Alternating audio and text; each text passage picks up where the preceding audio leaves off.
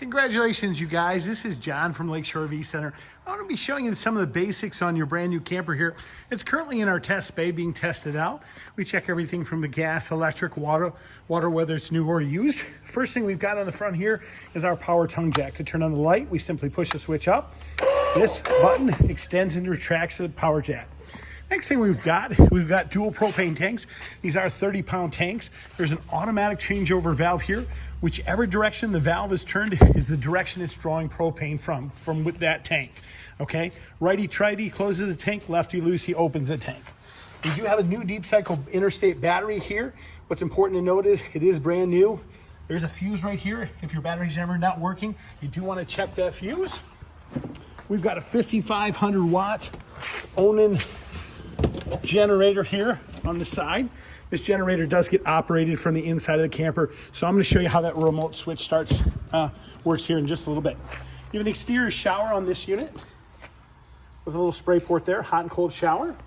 Your furnace exhaust is right there. Underneath here, we've got two different dump valves. We have an 1.5 inch, which is your gray tank, and we have your 3 inches, which is your waste. You always want to pull the 3 inch first, then follow up with the gray tank. That'll flush out the system. Guys, this is the back of our refrigerator. There's really nothing we should have to access here. There is a plug that's on the back of that.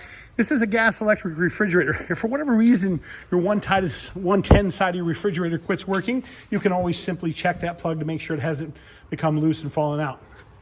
Over here is where we fill our fresh water.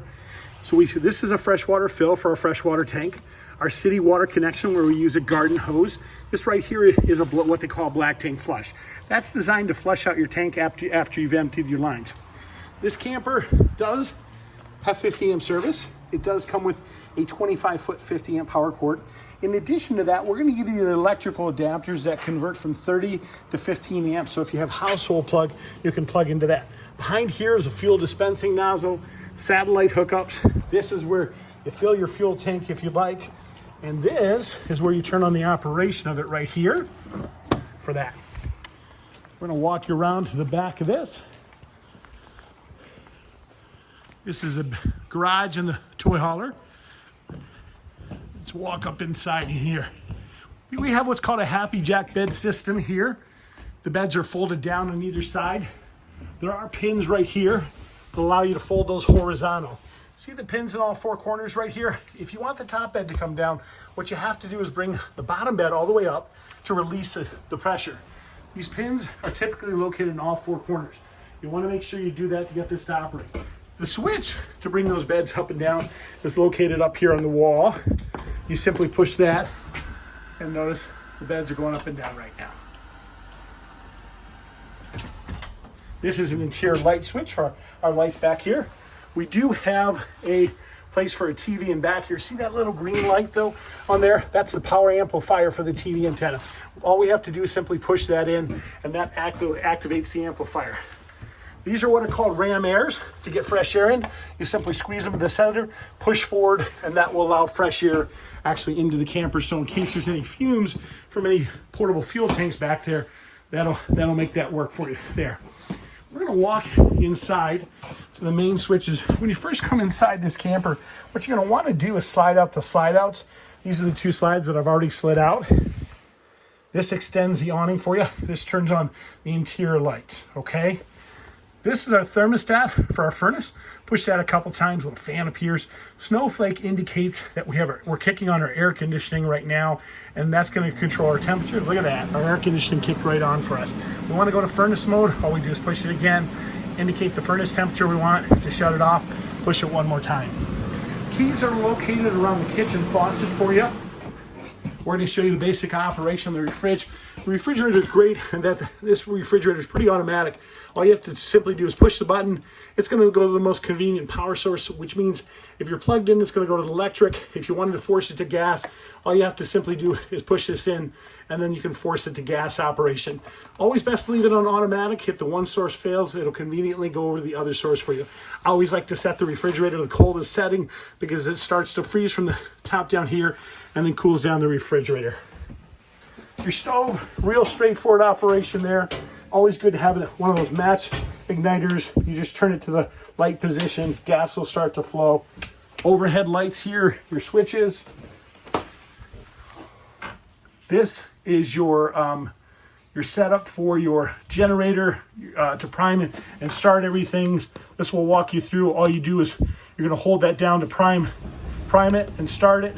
Now you can hear our generators running perfectly. I'm going to go ahead and shut that off. This turns on our water pump.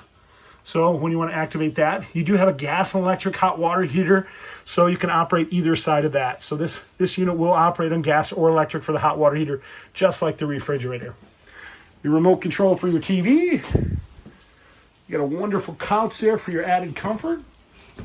Just so you know, in your air conditioner up top here, that's what's called a direct flood. There is that little switch in the center there.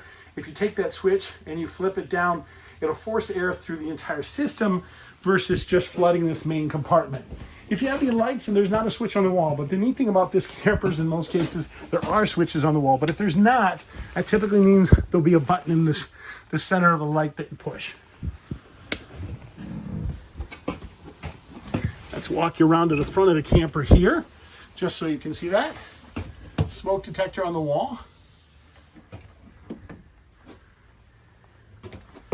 Beautiful camper here. That is what they call a ground fault plug, and that plug, there's a breaker in the center. If that is tripped, oftentimes you'll find that your 110 outlets aren't functioning. Good idea to just go ahead and push that to reset it. That switch turns on our overhead fan. To flush our toilet, we have a foot flush here when our pump's on. Simply push that and it will shoot water around that and flush it in the holding tank. You guys, this is John from Lakeshore RV Center. I do hope you enjoy your new RV. We do appreciate your business. If you have additional questions, please don't hesitate to ask. I'm going to send you this video. You can reach me directly on my cell phone at 231-740-6225. Thank you and have a great day.